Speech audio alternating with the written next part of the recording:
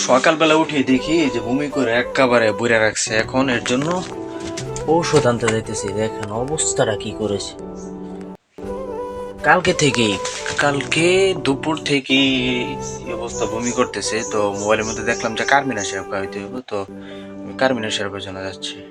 প্রিয় দর্শক বন্ধুরা, আপনারা দেখতে পাচ্ছেন যে সকাল সকাল এত ঠান্ডার মাঝে আমি গেছি ওষুধ আনার লাগি। ফাইনালি আমি ওষুধ নিয়ে আসলাম, কার্মিনা সিরাপ। যেহেতু কবুতরের বদহজম হয়েছে তাই আমি কার্মিনা সিরাপ আনতে গেলাম এবং বাজারের মধ্যে গিয়ে দেখি এত সকালবেলা দোকানই খুলে নাই, এত শীত পড়েছে।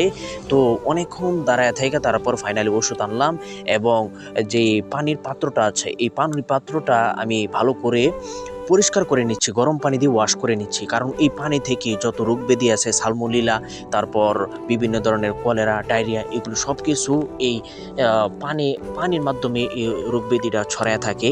যার কারণে আমি ভালোভাবে এটা ওয়াশ করে নিচ্ছি। তো যারা কবুতর পালেন তাদের জন্য আমার একটা পরামর্শ থাকবে যে আপনারা প্রথমেই যেই পশুর ডাক্তারগুলো আছে তাদের থেকে আপনারা প্রথমেই বেশি দরে ওষুধ নিয়ে আসবেন না। প্রথমে আপনারা যে কার্মিনা সিরাপটি আছে মানুষে খায়, ওই কার্মিনা সিরাপটা আপনারা ফার্মেসি থেকে ক্রয় করবেন যদি কবুতর বা হাঁস মুরগি এগুলো বমি করে থাকে। তো এইগুলো আপনারা খাওয়াবেন আমার কাছ থেকে। কার্মিনা সিরাপটা 70 টাকা নিয়েছে। তো এই সিরাপটা আমি বাড়িতে এনে 1.5 চামচ দিয়েছি। আলহামদুলিল্লাহ আমার কবুতর যে বমি করছিল এখান থেকে আলহামদুলিল্লাহ রক্ষা পেয়েছে। পরবর্তী ভিডিও থেকে আপনাদেরকে জানিয়ে দেওয়া হবে যে কেমন সুস্থ হয়েছে এই সাধারণ ওষুধটাকে। প্রথমে আমি গেছিলাম যে ভেটেরিনারি যে ওষুধগুলো আছে এই ওষুধগুলো খাওয়ানোর জন্য। তো ওইখানে আমার বিল ধরেছিল 350 টাকা। আমি বলছি যে ভাই আমার কাছে এত টাকা নাই, তো আমি এই ওষুধটি নিতে পারবো না।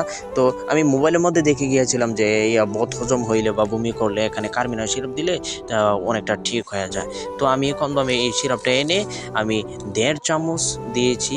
আলহামদুলিল্লাহ আমার কবুতর খেয়েছে, খাওয়ার পর অনেকটাই সুস্থের পথে। সবাই আমার জন্য দোয়া করবেন। আর এই কবুতর হচ্ছে শৌখিনতার একটা জিনিস।